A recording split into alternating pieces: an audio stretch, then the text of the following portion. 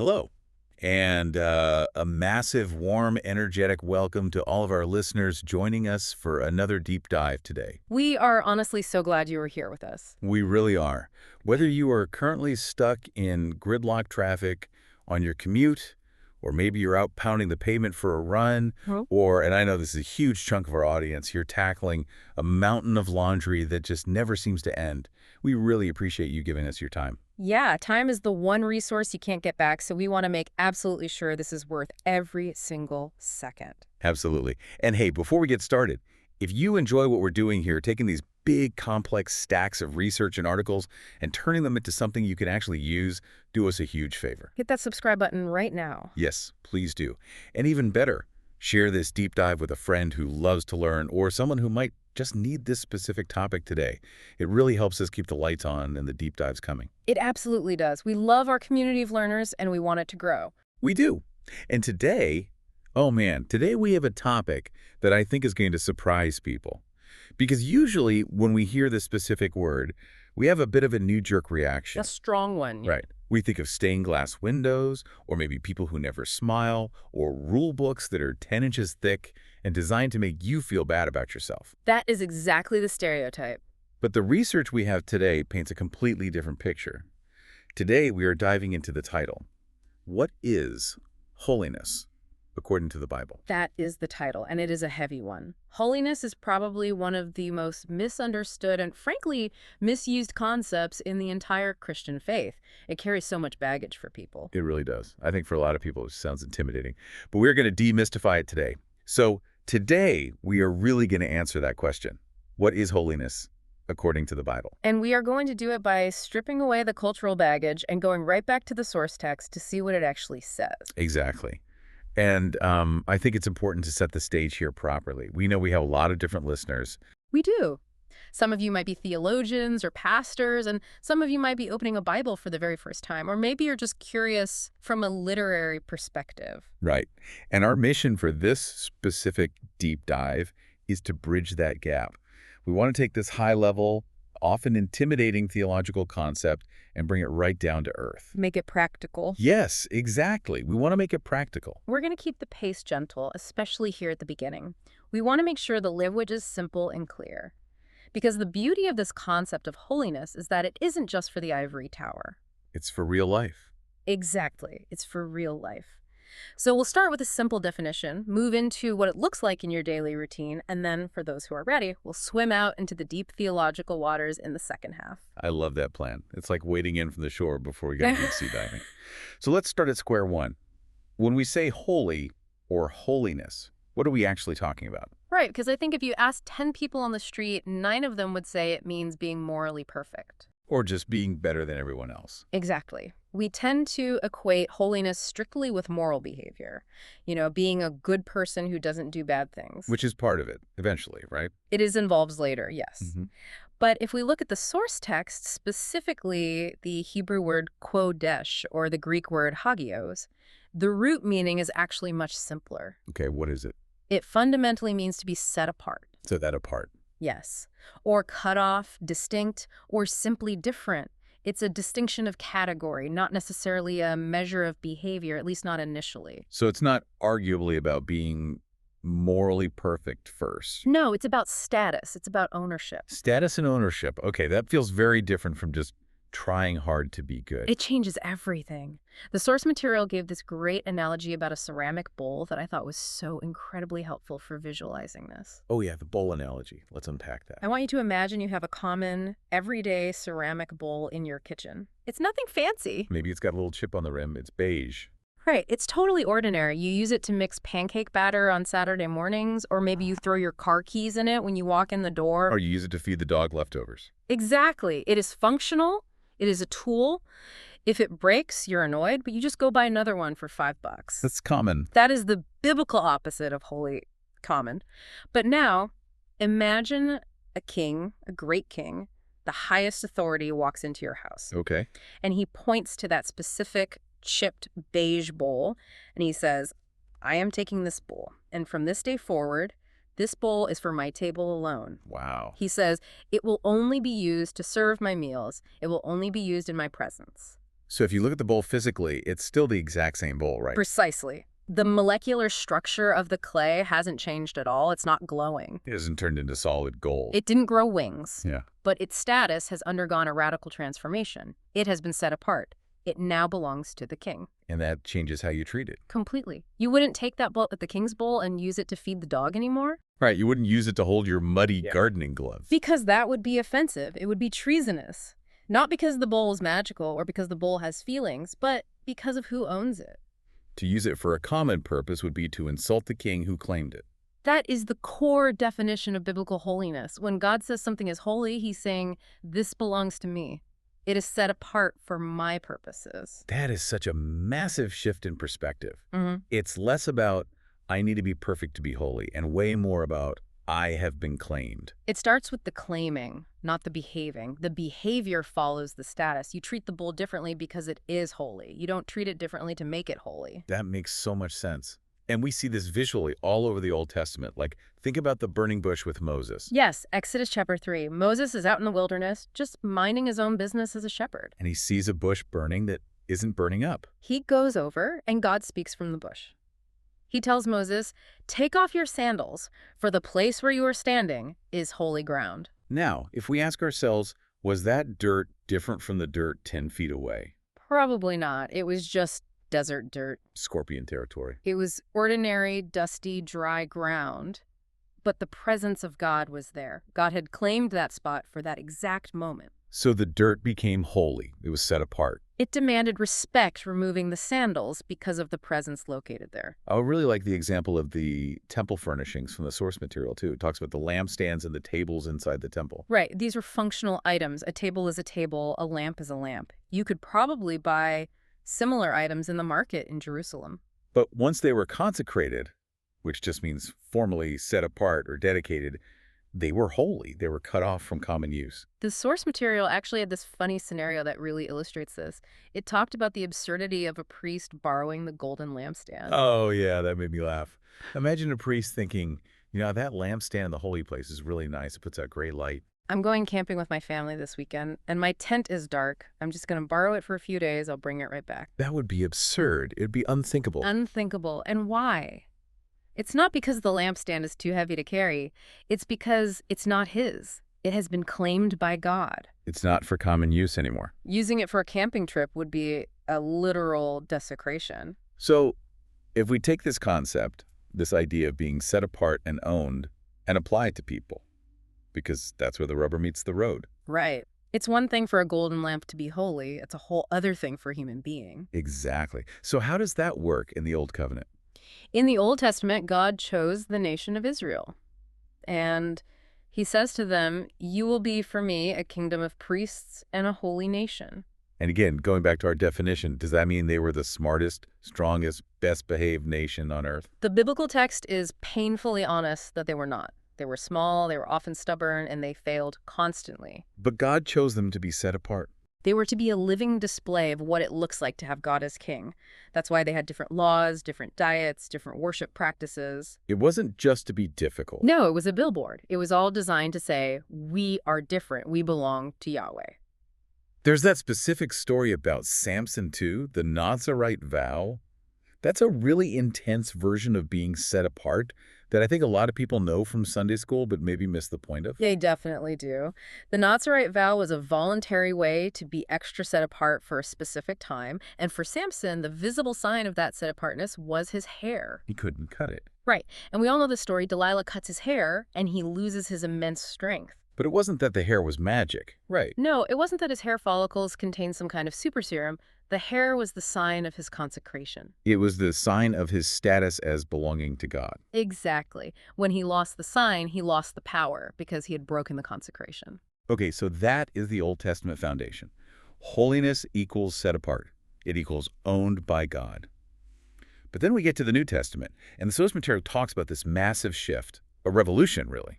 It truly is a revolution, because in the Old Testament, holiness was geographically contained. It was in the temple. It was behind the curtain. The veil. The veil, that thick, heavy curtain that separated the Holy of Holies where God's presence dwelt from everything else. It was a strict do not enter zone. But when Jesus died, what happened? The veil tore from top to bottom. Yes, and that tearing was God shouting to the world that the boundaries are changing. Holiness is no longer confined to a room or a piece of furniture. The way is open. And this is where it gets incredibly personal for us. Because the New Yeah. Testament doesn't say we build a new building. It says we are the building. That's 1 Peter 2.9. It says, "You are a chosen people, a royal priesthood, a holy nation." And 1 Corinthians says your body is the temple of the Holy Spirit. That is heavy if you really sit and think about it. We usually use the phrase "your body is a temple" as a joke about not eating junk food. Right, like passing on the donuts. But it's actually a profound theological statement. It changes your identity completely. You are not your own. You were bought at a price. You are the king's bowl now. Yes. Right. The epicenter of holiness has moved from a stone building in Jerusalem directly into the hearts of believers. There's another analogy here that the source uses that I think really helps land this. The wedding ring analogy. I love this one. Think about a wedding ring. Before you're married, it's just a band of gold or platinum sitting in a jewelry store display case. It's merchandise. It has a price tag. Anyone with enough money can buy it. It is entirely common, but the exact moment it is placed on a finger during vows. It becomes holy to that marriage. Yes, you wouldn't take your wedding ring and trade it for a sandwich just because you were hungry, You wouldn't use it to scrape ice off your windshield in the winter. because it has a unique, cherished purpose. Mhm. It tells the world, I am taken. I belong to someone. And that is what holiness is for the believer. It's not about being weird or isolated in a bunker away from society. It's about being fully, joyfully God's. It's about exclusive devotion. Fully, joyfully God's. I really love that. But I can hear our listeners right now saying, okay, that is beautiful theology. I love the idea of being the king's bowl, but I have to go to work tomorrow. Right. I have to wash dishes. I have to deal with annoying neighbors. What does holiness actually look like there? That is the most important question. Mm. Because if holiness doesn't work in the kitchen, it doesn't work anywhere. If it's only for Sundays, it's not real. Exactly. So let's break down this practical outworking. The source material gives a definition for practical holiness that I actually wrote down because it's so good. Let's hear it. It says, holiness is learning to love what God loves and hate what God hates, right where you are. Right where you are. That is the key. It's not about escaping reality. It's about transforming it. So let's look at some scenes. The source material lays out these ordinary, everyday scenes. Let's start with the first one, the kitchen. Daily tasks. We have all been there. It's late. You're exhausted. The sink is full of dishes. And the unholy or common reaction is pretty natural. Grumbling. Why do I always have to do this? No one appreciates me. Slamming the cabinet doors. Feeling like a victim. We've all done it. That is a moment where you are acting like a common vessel. You're letting selfishness rule the moment. But kitchen holiness looks different. It looks like taking a deep breath and saying, Lord, I am so tired, but I'm going to wash these dishes as an act of love for my family and because I want to serve you. You're still washing the exact same dishes. The action is the exact same, Yeah. but the heart is radically different. You are turning a mundane chore into an act of worship. As the text says, holiness wears an apron. It is faithful, unseen service. It elevates the mundane into the sacred. That is so powerful. Okay, what about the next scene? Work or school? The place of pressure. This is a really big one. The scenario here is usually the pressure to fit in or to cut corners. Maybe everyone is gossiping about a coworker in the break room. Or maybe there's a way to fudge the numbers on a report to make the quarter look better. And the unholy reaction is to just go with the flow. Don't make waves. Self-preservation. Right. But the holy reaction, the set-apart reaction, is a quiet internal no. Choosing integrity even when literally no one is looking. It's realizing that even though your boss signs your paycheck, you actually work for an audience of one. I love that phrase, audience of one. It really simplifies things.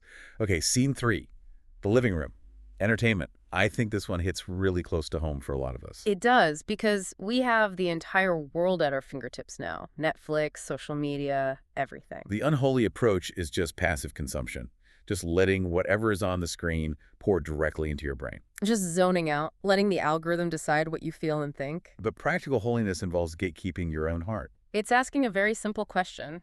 Does this feed my soul, or does it poison it? It's not about having a strict list of banned movies necessarily, but more about your appetite. Exactly. It's developing a taste for the good, the true, and the beautiful. When you really start to love what God loves, the garbage just becomes unappetizing. You don't avoid it because you're scared of breaking a rule. Mm. You avoid it because you genuinely have better taste now. And the last scene is the bedroom, intimacy. This is often the hardest one because it's the most private. The world says sexuality is a playground for self-gratification. It says, I get what I want, my body is mine. Right. But holiness says, my body belongs to God. Whether you are married or single. Yes. It's about honoring God with your body. It's about treating people, including your spouse, with profound dignity, not using them as objects. Real holiness happens in the dark when no one is watching. These are such incredibly practical examples. But the source material also gave us some story illustrations. And I really want to dive into these because stories help the concept stick. They do. There was one about a broken fence and a neighbor feud. Ah, yes. The story of David and Mark. They had a bitter feud going on for 2 years over a broken tool. The silence, anger, avoiding eye contact in the driveway. We all have a Mark in our lives. Now, the holy act here wasn't David performing some massive miracle. It was David reading Matthew 5.23 about reconciliation and deciding to apologize first. Even though he felt Mark was entirely in the wrong. That's the catch, isn't it? He probably didn't feel like apologizing at all. He probably felt completely justified in his anger. But holiness isn't about feelings, it's about obedience. He went over, swallowed his pride, and apologized for his part in the conflict. And the result is fascinating. The fence might still be broken physically. Mark might not have even accepted the apology immediately. But David tended the fence in his own soul. He chose humility over pride. That is a truly holy act. He cut off the cycle of bitterness. There was another story I loved. The waitress, Sarah and Ashley. This one is beautiful in its absolute simplicity. Sarah is having a deep theological conversation with friends at a diner, maybe discussing the very things we are discussing right now. But she stops to actually see the waitress. She asks her name. I'm Ashley. It seems so incredibly small. It is small, but it's profound. In a world that treats service workers as invisible machines, stopping to treat Ashley with dignity is huge. Leaving a thank you note, using her name, looking her in the eye. It's an act of making the invisible visible. It's recognizing the image of God in another person. Then there was the story about the unexplained silence. This was specifically about gossip. Right. A group of coworkers is tearing down a guy named Tom. We've all been in that circle. The energy is high. Everyone is laughing at Tom's expense. It's so easy to just nod along to fit in. You don't want to be the next target. Exactly. But the holy act is to be a sanctuary for someone's reputation. Maybe you say, I wonder how Tom is doing. I know he's struggling lately. Or maybe you just stay completely silent and refuse to laugh. It's a brave silence. It is. It's refusing to participate in the tearing down of another human being. It stops the infection of gossip right at your door. And finally, the story of the opened wallet. Alex and the homeless man, Michael. This goes way beyond just dropping some spare change in a cup. Mm. Alex actually sits down. He shares a meal with Michael. He treats him like a lunch companion, not a charity case. Restoring dignity. Generosity becomes an act of worship when it restores dignity to someone. These stories, they just make holiness feel so much more attainable. It's not about floating on a cloud. It's about how you treat your neighbor and your coworker today. Absolutely. It is the real texture of a life lived for God. Okay, so we've covered the definition, the history, and the practical daily life stuff. But as we promised our listeners at the beginning, we want to go deeper. Yes. For the listeners who are ready to really chew on the meat of this topic, we are going to shift gears. Let's put on our scuba gear. We are moving from the practical outworking to the architecture of the sacred. I just love that phrase, architecture of the sacred. Where do we even start with that? We start with the structural integrity of the Bible itself. The source material argues that holiness is the central pillar holding up the entire biblical narrative. The central pillar. Think about a massive house. You have rooms for love, rooms for justice, rooms for mercy. But the central pillar that holds the roof up, that's holiness. Without it, the house collapses. Exactly. If God is just love without holiness, he becomes this sentimental grandfather figure who doesn't actually care about evil. He just pats you on the head while you destroy yourself. And if he is just justice without holiness, he's a cold judge, just a computer program executing sentences without feeling. Holiness is the absolute integrity of his character. It guarantees that his love is pure and his justice is entirely true. And this leads us to the otherness of God. the ontology. Ontology just means the study of being, and this is crucial to understand. We tend to think of God as just a much better version of us. Like, I'm strong, but God is infinitely stronger. I'm smart, God is smarter. Superhuman. But holiness means he is in a different category entirely. The source uses the diamond analogy to explain this. Imagine a table covered in pencil drawings of diamonds. Right. Some are sketchy, some are really detailed and beautiful. Those drawings represent us, or the angels, or the rest of creation. Okay. Then, right in the middle of all these papers, you place a real, flawless, brilliant, three-dimensional diamond. It's not just a better drawing. Exactly. It is a completely different substance. It is real in a way the drawings are not. That is God's holiness. He is the real thing in a universe of pencil sketches. He defines existence. That helps so much. It explains why the Bible uses that specific repetition. The Trisagion. Isaiah 6.3, holy, holy, holy. Why 3 times? Is it just to make the song sound good? No, it's a linguistic necessity. In biblical Hebrew, you don't have superlatives like holiest or most holy. You literally cannot say God is the holiest. So to show the ultimate degree of something, you repeat it. Like saying pits. Pits for really deep pits. If a pit is deep, it's a pit. If it's really deep, it's pit pit. But here it is 3 times? Yeah. Holy, holy, holy. It is the highest possible setting in the language. And notice, God is never called love, love, love, or justice. Justice, justice. Only holy. It is his defining foundational characteristic. That honestly gives me goosebumps. It's his signature. Now let's get a little nerdy with the words themselves. We touched on Kodesh earlier, but let's dig into the philologies of the history of the word. So Kudash or Kodesh has that deep root meaning of cutting. And there's a visual metaphor here from ancient agriculture. Threshing. Threshing. That's separating the wheat from the chaff, right? Yes. You have the grain, which is life, food, sustenance, and you have the chaff, which is the husk, the waste, the dry stuff. Threshing is the violent act of separating them, cutting them apart. Exactly. So holiness implies cutting away the chaff of death and waste to preserve and walk in the way of life. It's separation from death over to life. And the Greek word, hagios. Hagios emphasizes otherness or alterity, being distinct. But there's a very important nuance here. The expert notes mention Barr's fallacy. What is Barr's fallacy? It's a critical warning from a linguist and scholar named James Barr. He says, don't just look at the ancient root word. We can't rely only on the fact that it meant cutting 3,000 years ago. Right. We have to look at how it is actually used in context. And in the Bible, the concept of holiness evolved. It's not just about separation anymore. It evolved to include moral purity and deep relational dedication. It's about love. So it's not just God is far away, it's God is pure. And he wants us to be pure with him. Precisely. And that brings us to the modes of holiness, righteousness and justice. How do those fit into the picture? Think of holiness as the sun. Righteousness and justice are the rays of light radiating out from it. Righteousness is the standard what is right. And justice is the action setting things right. Because God is holy, he must be righteous. And because he is righteous, he must execute justice against evil. And that leads directly to the need for atonement. It does. Because if God is that pure like the flawless diamond and we are, well, pencil sketches covered in mud. His holiness requires separation from our sin. His justice requires retribution. But his love provides the solution. Which is the cross. But before we get to the New Testament, we have to look at how the Old Testament prophets saw this. The visionary and the Levitical. Yes, let's compare 2 massive visions, Isaiah 6 and Ezekiel 1. In Isaiah 6, the prophet is in the temple. He sees the Lord high and lifted up. And the seraphim, these burning angels, are covering their faces in awe. They are screaming, holy, holy, holy. And what is Isaiah's reaction? He is absolutely terrified. He says, woe is me, I am undone. He realizes he is dirty. He says, I'm a man of unclean lips. The holiness of God acts like a high-definition mirror. It shows up every single blemish, but then an angel takes a burning coal from the altar and touches his lips. Does it burn him? It cauterizes the sin, it cleanses him, it shows that God's holiness can deal with our sin, but it involves a cleansing fire. And then we have Ezekiel. His vision is much wilder. Ezekiel is in exile. He's not in the safety of Jerusalem. He's by a river in Babylon. And he sees this massive storm and living creatures and wheels within wheels. The mobile glory.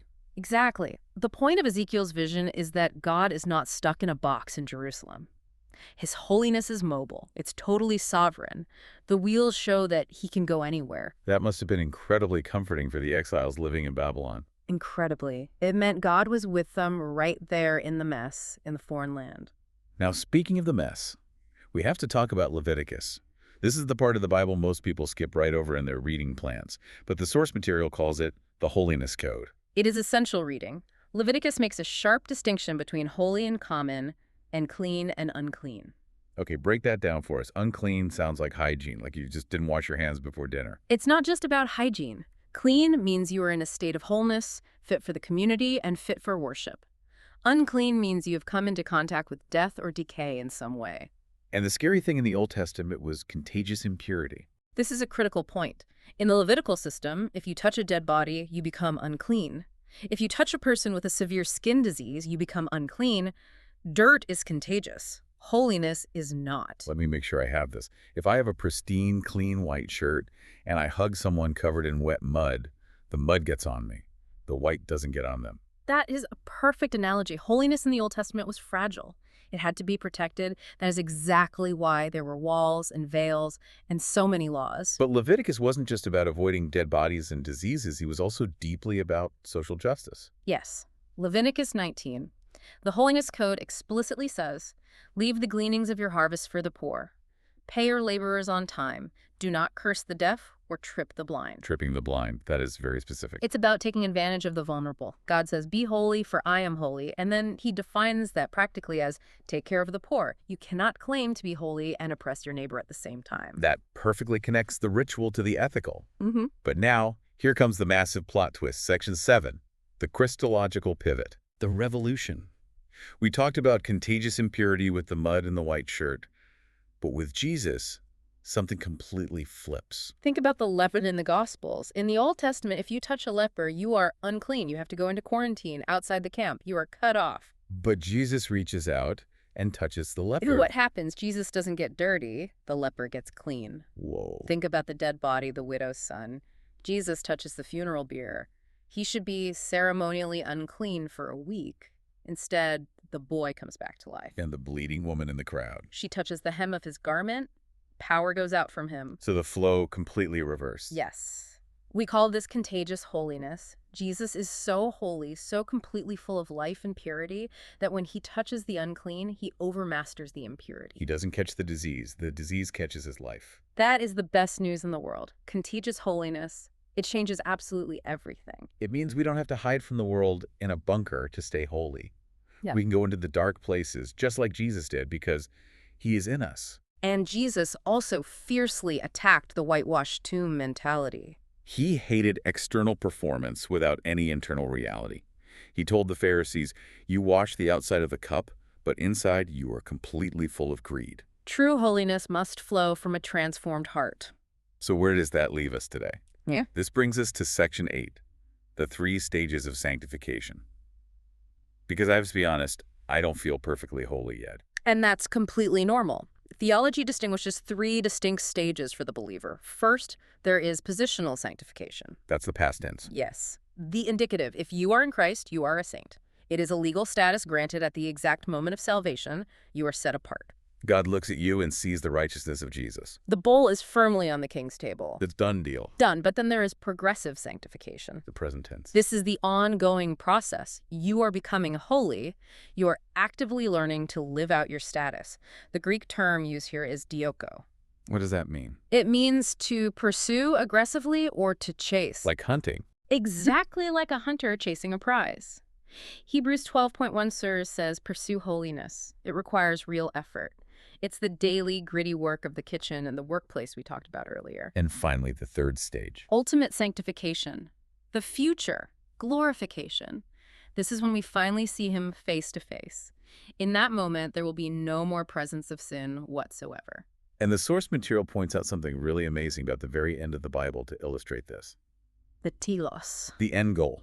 In the book of Revelation, we see the New Jerusalem coming down out of heaven. And John, the visionary, looks around for the temple. And what does he see? He says, "I saw no temple in the city." Why is there no temple? Because the whole city is the Holy of Holies.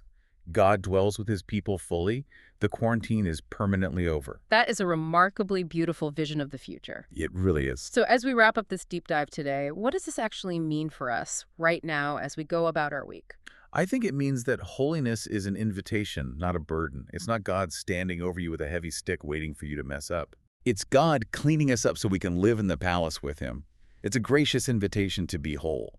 I love that. And I want to encourage everyone listening, take a moment today to thank God for your status. You are set apart. You are the king's bowl. And then intentionally go practice that kitchen holiness. And there was one specific instruction from the source material that I definitely want to echo here. Adhere to the pure word of God. Do not rely on the traditions of men or passing cultural trends. Yes, it is so easy to make up our own rules for what looks holy on the outside. But true holiness is found in Scripture alone. Stick to the source. Absolutely. Well, I want to leave you with this final provocative thought from our research today. If holiness is the beauty of God, why are we often so afraid of it? Maybe true holiness is actually the most attractive thing in the entire universe if we could only see it clearly. That is really something to think about. Definitely. Thank you so much for giving us your time and listening to the deep dive today. We hope this blessed you. Go out there and shine. See you next time.